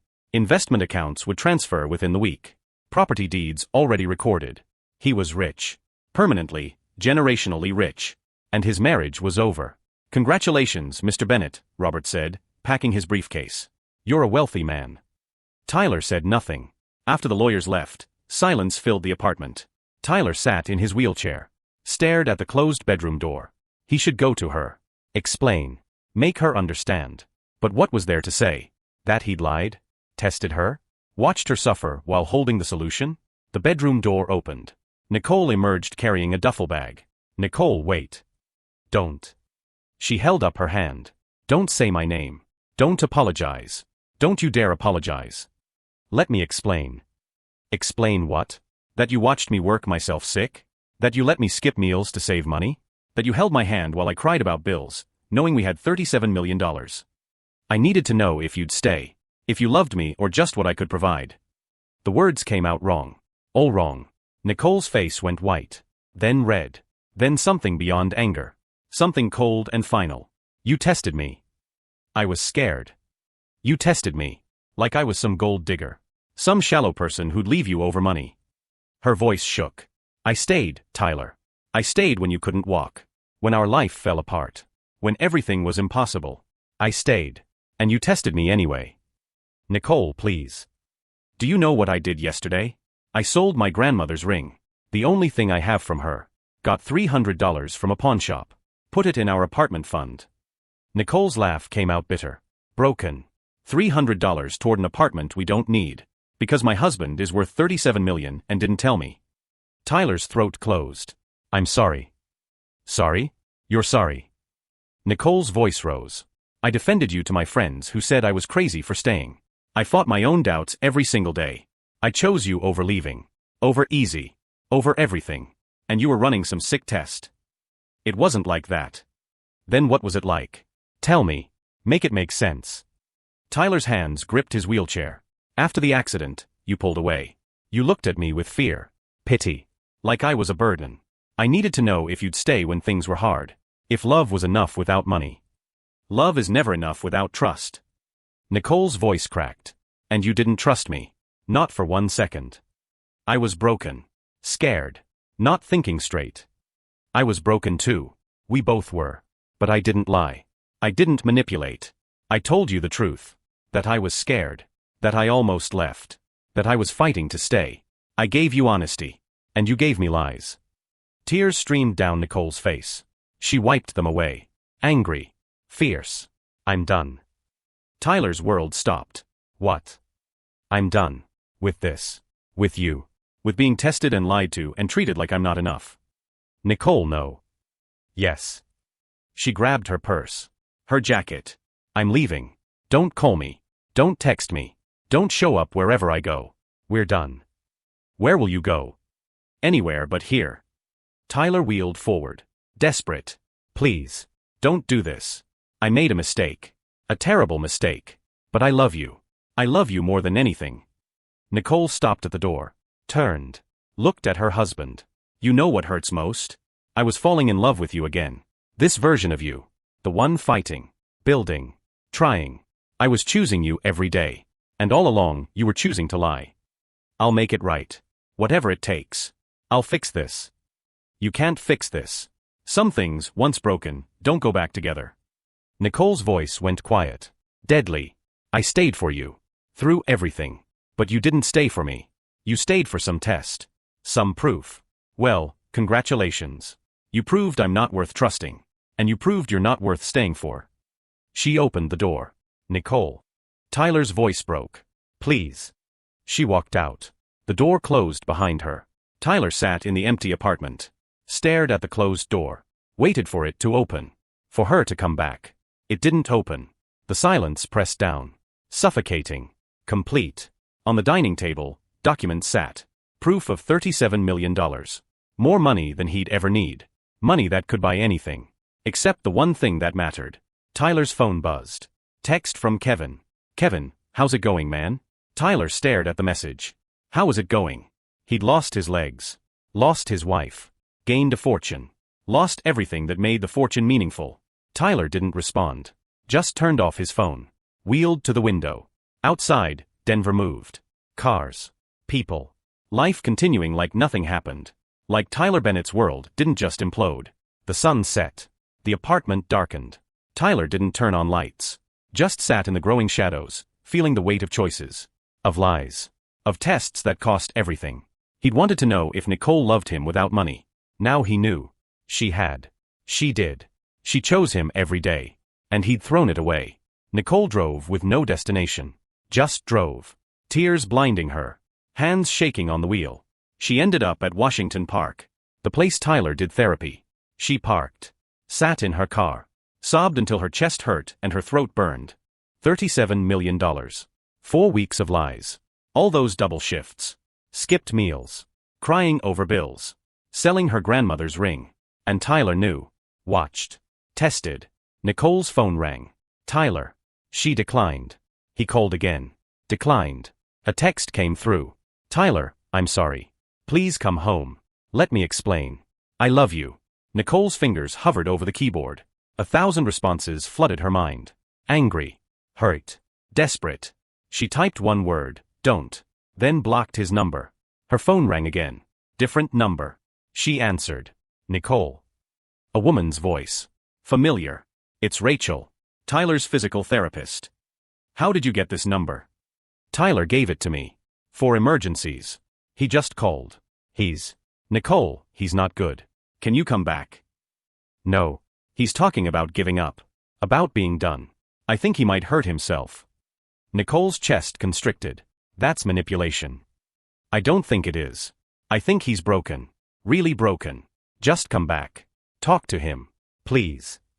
I can't. Not now. Maybe not ever. Silence on the line. Okay, Rachel said softly. I understand. But Nicole, for what it's worth, I've worked with a lot of patients. A lot of couples. What Tyler did was wrong. Cruel, even. But I don't think he meant it that way. I think he was terrified and broken and made a terrible choice. That doesn't make it better. No. It doesn't. But sometimes people need to break completely before they can rebuild. Maybe you both do. Rachel hung up. Nicole sat in her car in the parking lot. Watched ducks on the pond. Families walking. Joggers passing. Normal people living normal lives. Not drowning in lies and tests and broken promises. Her phone buzzed again. Unknown number. She answered. Stop calling. Nicole Bennett. A woman's voice. Professional. This is Westridge Department Store. We're calling because you missed your shift today. Are you ill? Nicole's mind went blank. Shift. Today. Saturday. She'd completely forgotten. Yes. I'm sick. Family emergency. This is your 3rd missed shift this month. Company policy requires termination after 3 no-shows. Wait.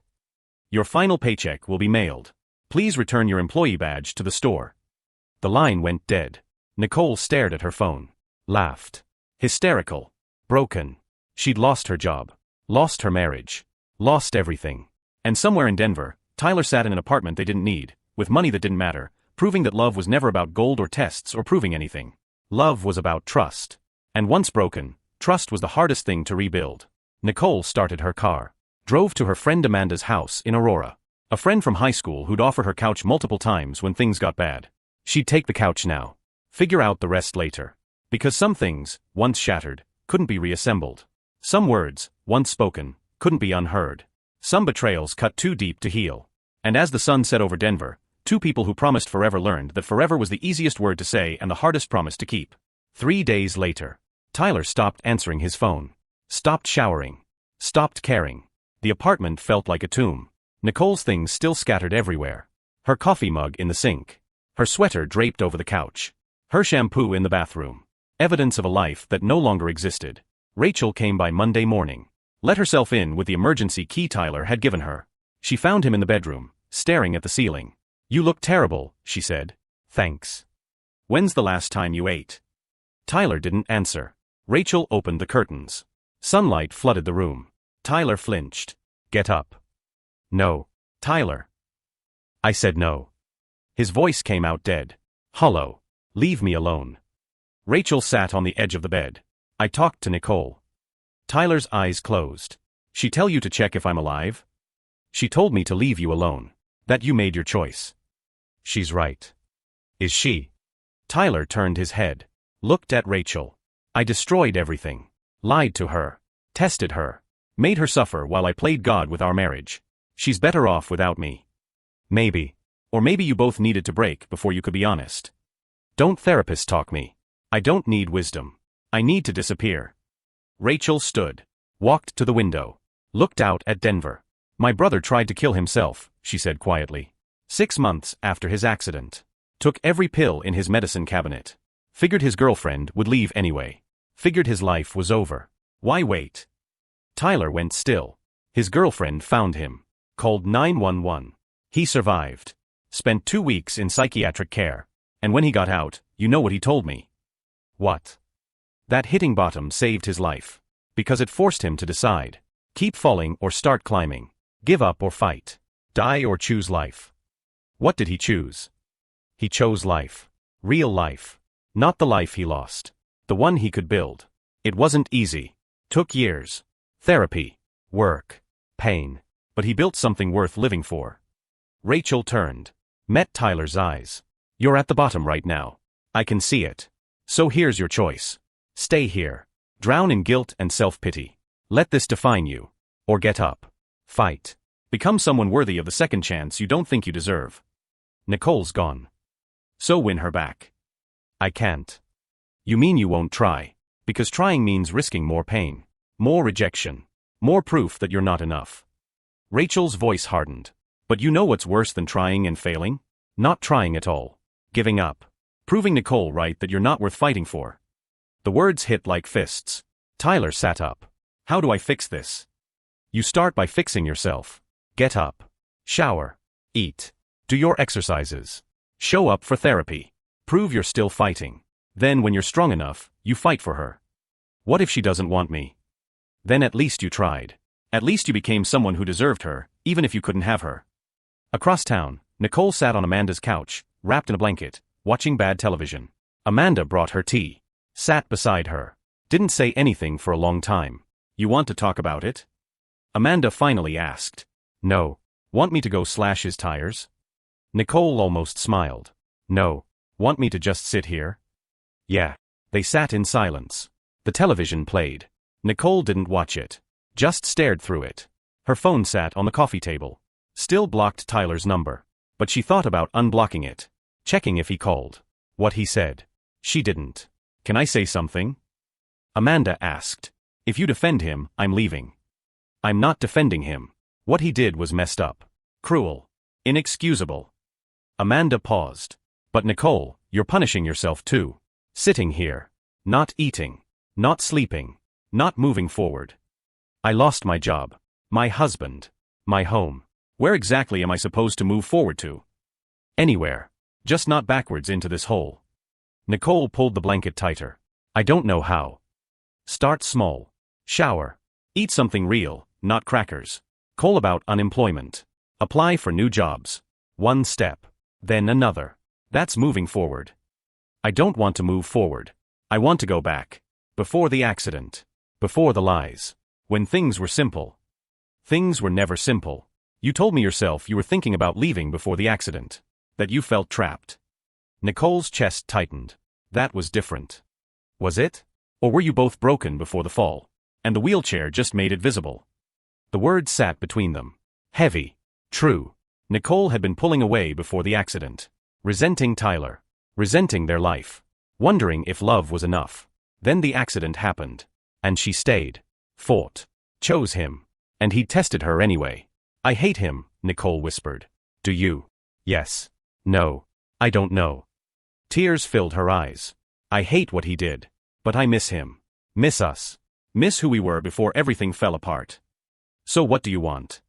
Nicole wiped her eyes. I want him to have trusted me. I want to not feel this betrayed. I want to know if we can ever get past this. Only one way to find out. Talk to him. Eventually. But first, figure out who you are without him. What you want. What you're willing to forgive. What you need to move forward. Amanda squeezed her hand. You've spent weeks fighting for Tyler. Fighting for your marriage. Maybe it's time to fight for yourself. That same afternoon, Tyler sat in Rachel's office at the hospital. Not for therapy. For honesty. I need to understand something, he said.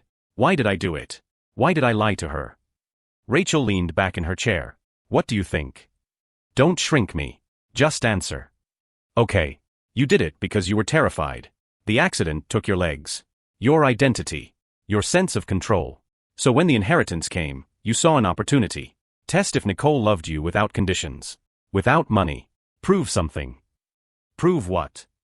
That you were worth loving even broken. But Tyler, here's the problem. You can't test love. Love isn't something you prove or earn or verify.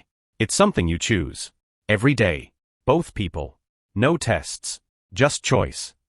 Tyler's hands gripped his armrests. She was pulling away before I lied.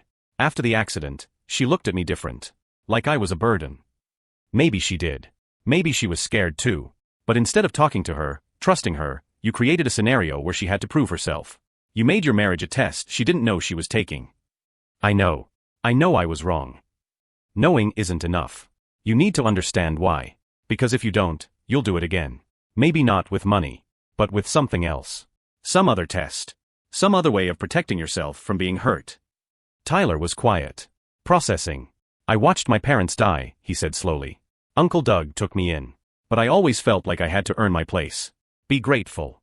Not be too much trouble. Then Nicole came along. And she loved me. But I never fully believed it. Always waited for her to realize she made a mistake. That I wasn't enough. So when the accident happened, I proved myself right. Became the burden I always feared being. And then the money gave me a way to test if she'd stay anyway. And she did stay. Until you broke her trust. Tyler's voice cracked. How do I fix it? You start by forgiving yourself. Then you prove you've changed. Not with words. With actions. Consistency. Time. Show her you're someone who chooses trust over fear. What if she won't give me the chance? Then you accept it. Grieve. Learn. Grow. Become that person anyway. For yourself. Not for her. 5 days after Nicole left, Tyler received an envelope. Hand-delivered. No return address. Inside, a single sheet of paper. Nicole's handwriting. I need space. Time to think. To figure out who I am without you. Without us. Don't call. Don't text. Don't show up. I'll reach out when I'm ready. If I'm ready. Until then, please respect this. It's the only thing I'm asking. No signature. No love. Just distance. Tyler read it 10 times. Each word cutting deeper. But underneath the pain, something else. Relief. She hadn't said never. Just not now. Space, not divorce. A door left open. Barely. But open. Tyler folded the letter. Put it in his wallet. Carried it with him. Then he got to work. Over the next 2 weeks, Tyler transformed. He did therapy every day. Not just with Rachel. On his own. Pushing harder. Building strength. Not for Nicole. For himself. He called a therapist. Started weekly sessions. Talked about the accident. His parents. The fear. The lies. Started unpacking 34 years of damage. He went through Uncle Doug's estate documents. Found the cabin in Boulder. Drove up one Saturday. Kevin helped him navigate the property. Inside, boxes. His parents' things. Photo albums. His mom's rocks. His dad's records. Memories Uncle Doug preserved for when Tyler was ready. Tyler wasn't ready. But he went through them anyway. Cried over baby pictures. His parents' wedding album. Letters his dad wrote his mom during deployment. Evidence of love. Real. Imperfect. Lasting. He also found journals. Uncle Doug's handwriting. Entries about raising Tyler. Fears about doing it wrong. Hope that he was enough. One entry, dated 6 months before Uncle Doug died. Tyler called today. Said he's getting married. He sounded happy. Really happy. I didn't tell him about the cancer. Didn't want to burden him. But I'm glad. Glad he found someone. Glad he won't be alone. I hope he knows how much I loved him. How proud I am. How he was never a burden. He was a gift. Tyler sat on the cabin floor and sobbed. For Uncle Doug. For his parents. For Nicole. For himself. All the love he'd been given and never fully believed. All the tests he'd created because he couldn't trust good things to last. He called his therapist from the cabin. Talked for an hour. Scheduled extra sessions. This time, he'd do the work. Real work.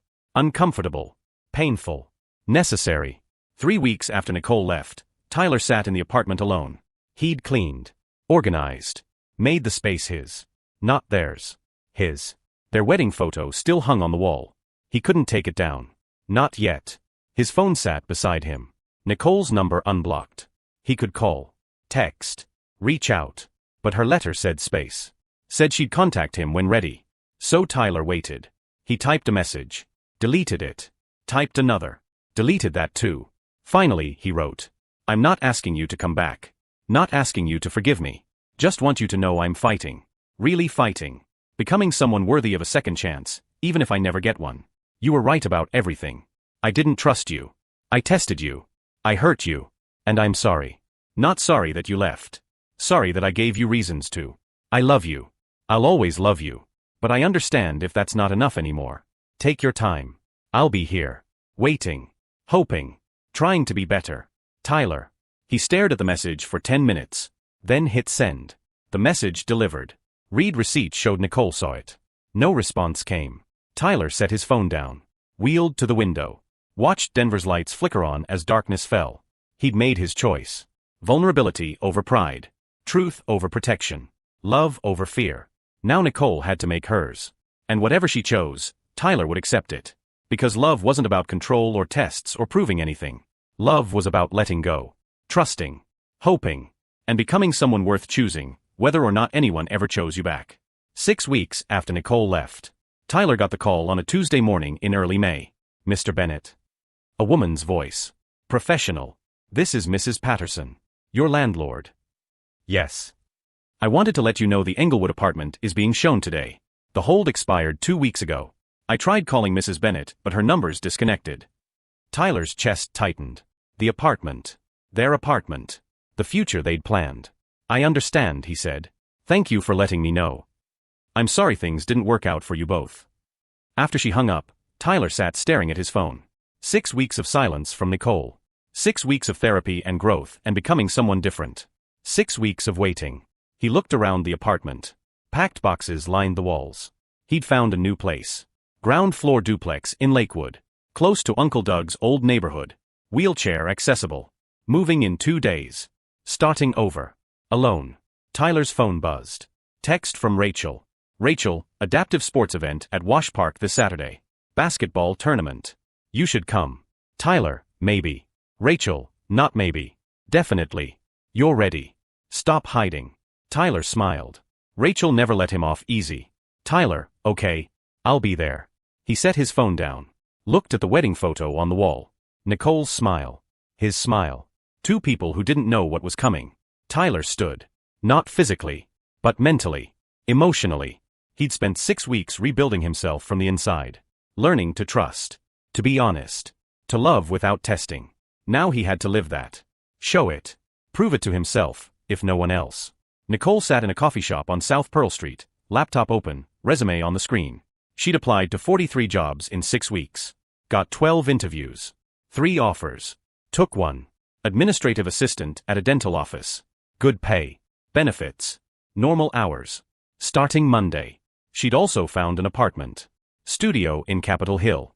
Small. Affordable. Hers. Moving forward. One step at a time. Her phone sat face down beside her coffee. Tyler's message from 3 weeks ago still unread in her notifications. She'd seen the preview. Knew what it said. Couldn't bring herself to open it.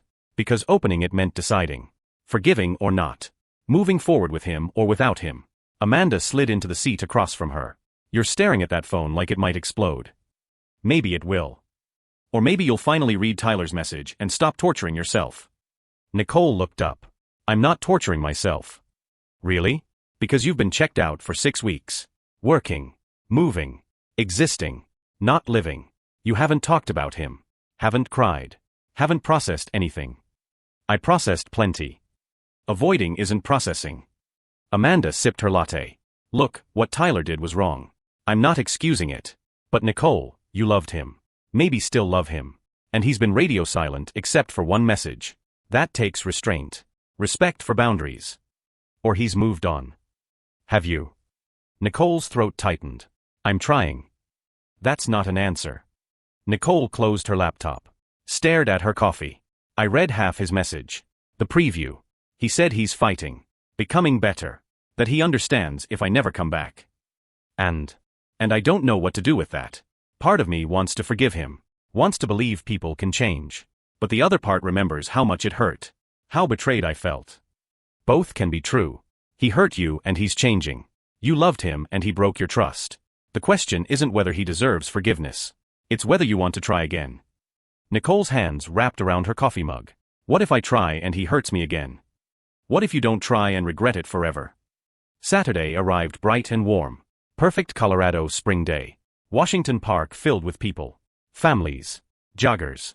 And in the center, a wheelchair basketball tournament. Tyler arrived early. His new custom sports wheelchair gleamed in the sun. Lighter. Faster. Built for movement. Rachel met him at the court. She wore bright pink athletic gear, whistle around her neck. You showed up, she said. You didn't give me a choice. Good. You're on the blue team.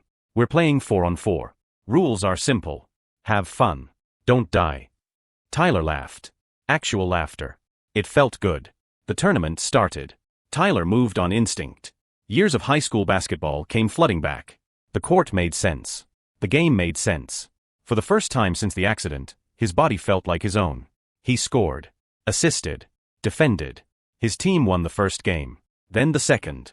During a break, Tyler sat on the sideline, drinking water, breathing hard. A shadow fell over him. You're pretty good at this. Tyler's heart stopped. Nicole stood there, wearing jeans and a bright coral sweater. The same one from the hospital. Hair pulled back. Sunglasses hiding her eyes. Nicole. Her name came out like a prayer. Rachel texted me. Said you'd be here. Said I should come. She didn't tell me. I asked her not to. Nicole sat on the bench beside him.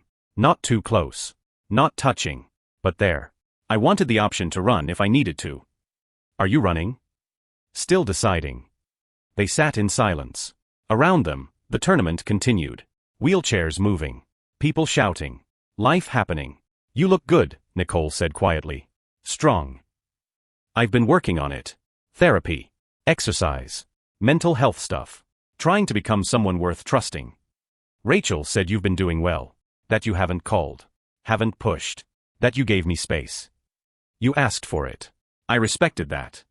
Nicole turned. Looked at him. Really looked. Behind her sunglasses, Tyler couldn't read her expression. I read your message, she said. Took me 3 weeks. But I read it. Tyler's hands gripped his wheelchair. And you were right. About all of it. You didn't trust me. You tested me. You hurt me. Her voice cracked. But I've been thinking about why. About how broken we both were even before the accident. How I was pulling away. How you were scared. How we were drowning separately instead of fighting together. That doesn't excuse what I did. No, it doesn't. But it explains it. Nicole pulled off her sunglasses. Her blue eyes were red-rimmed. Tired. Real. Tyler, I was leaving you before the accident. Maybe not physically. But mentally. I'd checked out. Resented you. Resented our life. Wondered if I made a mistake marrying you. The words hurt. But Tyler didn't flinch. Then the accident happened, Nicole continued. And suddenly I had a reason to stay. A noble reason. Supporting my disabled husband. Being the good wife. The strong one. And I hated myself for resenting even that. Why are you telling me this? Because you need to know the truth. All of it. You tested me, but I was already failing us. We were both broken. The accident just made it visible. Tyler's throat tightened. So where does that leave us? Nicole's hands twisted in her lap.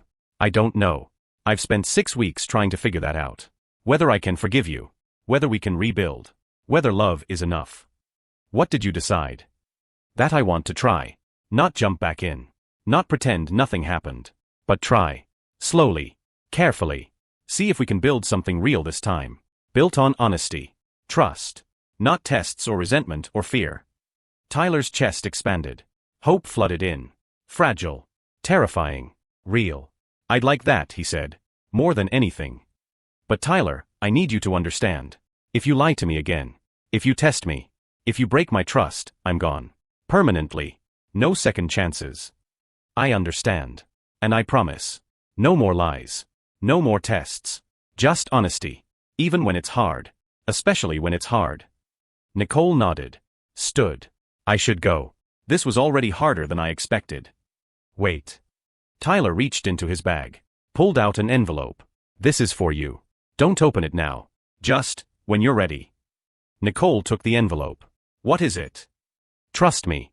You'll understand when you open it. She studied him. Then tucked the envelope in her purse. Okay. Can I call you? Text? See you again. Yes. But slow. Coffee. Conversation. Rebuilding. Not rushing. Whatever you need. Nicole bent down. Kissed his forehead. Brief. Soft. Enough to break him. You played well today, she said. I'm proud of you. Then she walked away. Tyler watched her go. Watched her reach the parking lot. Get in her car. Drive away. But she didn't disappear. She left a door open. A chance. A maybe. Rachel appeared beside him. She came. Yeah. How'd it go? We're trying. Slowly. But trying. Rachel squeezed his shoulder. That's all you can ask for. That evening, Nicole sat in her new studio apartment, unpacking boxes. Tyler's envelope sat on the counter. She'd been avoiding it all day. Finally, she opened it. Inside, a check. Made out to her. For $1 million. And a letter. Nicole. This isn't me trying to buy you back. This is me giving you freedom. Real freedom.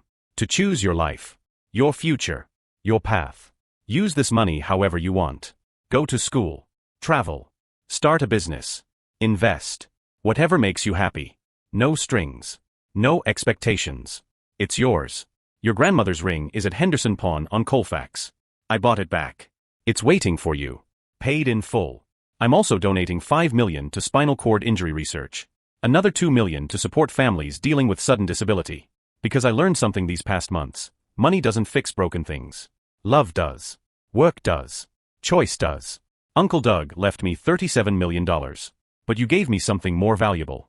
You showed me what real love looks like. Staying when it's hard. Choosing someone daily. Fighting even when you're terrified. I failed that test. But I'm learning. Becoming someone who chooses love over fear. Trust over control. Honesty over protection. Whether you choose me or not, I want you to have this. Because you earned it. You stayed. You fought. You deserve freedom. All my love, Tyler. Nicole's hands shook. The check fluttered. $1 million. Her grandmother's ring. Freedom to choose. She cried. Deep, wrenching sobs that shook her whole body. Not from sadness. From release. From seeing Tyler's growth. From understanding that love sometimes looked like letting go. We want to hear from you. Have you ever had to rebuild trust after it was broken? Drop your story in the comments. And if Tyler and Nicole's journey moved you, hit that subscribe button and share this video with someone who needs to believe in second chances. 3 months later. Nicole stood outside Tyler's new duplex in Lakewood. She'd been here twice before. Coffee. Conversation. Slow rebuilding. Today felt different. She knocked. Tyler answered. He wore jeans and a bright green t-shirt. His arms were bigger. Face brighter. Alive. Hey, he said. Hey. Come in. The duplex was simple. Clean. His space. Photos on the walls. His parents. Uncle Doug. Even one of Nicole, from their wedding. Still there. I made dinner, Tyler said. Pot roast. Your mom's recipe. The one you taught me. Nicole's chest tightened. You remembered. I remember everything. They ate. Talked. About her new job. His therapy. The adaptive basketball league he joined. Life rebuilding itself, piece by piece. After dinner, Nicole pulled out an envelope. My turn. Tyler opened it. Inside, a brochure. For a non-profit. Second Chance Recovery Services. Supporting families through disability transitions. I used some of the money you gave me, Nicole said. Started this. It's small. Just me and 2 volunteers right now. But we help families like us. Who don't know how to navigate new disabilities. Who need support. Hope. Practical resources. Tyler's eyes filled. Nicole, this is incredible. I also went back to school. Business management. Online classes. I'm learning how to make this sustainable. Real. Something that helps people. I'm so proud of you. Nicole's hand reached across the table. Touched his. I couldn't have done it without you. Without the money. Without learning what real love looks like. Tyler's fingers interlaced with hers. Does this mean what I think it means? It means I choose you. Daily. Honestly. No tests. No resentment. Just choice. Us. Together. Building something real. Tyler stood. Wheeled around the table. Pulled Nicole close. She knelt. Their foreheads touched. I love you, he whispered. I'll spend every day proving I'm worth that choice. You already have. They kissed. Deep. Real. Tasting like pot roast and second chances and promises kept. Later, they sat on the porch, watching the sun set over the mountains. Denver glowed in the distance. The world spread before them. Complicated. Beautiful. Theirs. We're moving in together, Nicole said. Your place. Next month. If you want. I want. More than anything. And Tyler, about the money. The rest of it. I think we should build something together. More non-profits. Programs. Ways to help people. I think Uncle Doug would love that. Nicole leaned against him. His arm wrapped around her shoulders. They sat in silence. Complete. Whole. Tyler thought about the journey. The fall. The lies. The breaking. The rebuilding. Every terrible, beautiful moment that led here. He'd tested love. And love had tested him back. Broken him down. Built him up. Taught him that real love wasn't about proving anything. It was about choosing. Daily. Honestly. Imperfectly. Hey, Nicole said softly. What are you thinking? Tyler kissed her hair. That I'm exactly where I'm supposed to be. Even in a wheelchair? Especially in a wheelchair. Because it brought me here. To this moment. To you. To us. Really us. Nicole turned. Looked up at him. No more tests. No more tests. Just trust. Promise. Promise. The sun set. The stars emerged. And 2 people who'd learned that love was the hardest, most beautiful choice they'd ever make sat together. Scarred. Stronger. Ready for whatever came next. Because they'd survived the fall. The lies. The breaking. And they'd chosen each other anyway. That was victory. That was love. That was everything. Tyler and Nicole found their way back. Through pain. Through growth. Through choosing love over fear. If their story touched your heart, leave a comment about what second chances mean to you. Subscribe for more stories about love, loss, and the courage it takes to rebuild. And share this with someone who needs to believe that broken things can heal. Thank you for watching this story to the end. If you enjoyed this story, you will surely love the next one. It's as interesting and even more intriguing as can ever imagine. So do check it out. Click on the image showing on your screen right now to watch the next one.